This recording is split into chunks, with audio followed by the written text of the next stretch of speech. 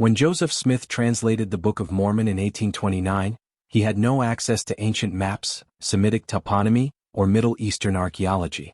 Yet, many of the 150 place names in the Book of Mormon match ancient naming patterns and in some cases, real-world locations discovered decades after the book was published. Here's one of the most notable examples and a few others. Nahom. In 1 Nephi chapter 16 verse 34, Ishmael is buried at the place which was called Nahom, during Lehi's journey through Arabia, marking a moment of mourning and loss for the group. The name, Nahom, is not invented by Lehi's group. The text implies it was a pre-existing name. This distinguishes it from other locations which they named themselves. In Hebrew and related Semitic languages, the root Nhm conveys meanings like to mourn or to console. This makes it highly appropriate for a place associated with death and mourning. In Arabic, the root also appears with meanings tied to groaning or sighing, again resonating with grief. Given this linguistic background, Nahom reflects its function as a place of mourning and grief. Fast forward to the 1990s, archaeologists in Yemen discovered altar inscriptions from around 700 BC with the tribal name Nhm, which matches the Hebrew consonants for Nahom. The location of Nhm fits exactly where Lehi's group would have turned east, just as the Book of Mormon describes. Joseph Smith couldn't have known any of this in 1829.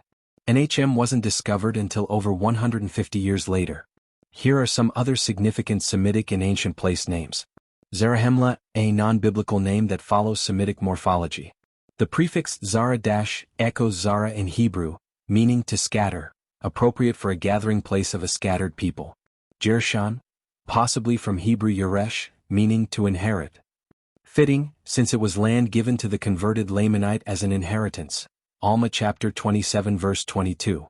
Sidon, mentioned as a river in the Book of Mormon. Interestingly, Sidon is also a major Phoenician port in the Bible, known in Hebrew as Sidon. Manti, its structure is Semitic in form and has parallels in ancient West Semitic regions. Gideon, used as both a person and a city name in the Book of Mormon, mirroring how ancient peoples often named places after notable figures. Scholars have noted Semitic phonetic patterns, Hebrew roots embedded in names, place names that reflect their narrative function. That's not the work of a fabricator. So what does all this mean? It doesn't prove the Book of Mormon is true, but it makes one thing clear.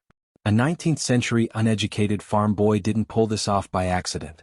Study this out for yourself. Search deeper. Only if you are seeking truth will you find it. And we believe that at this moment truth is finding you.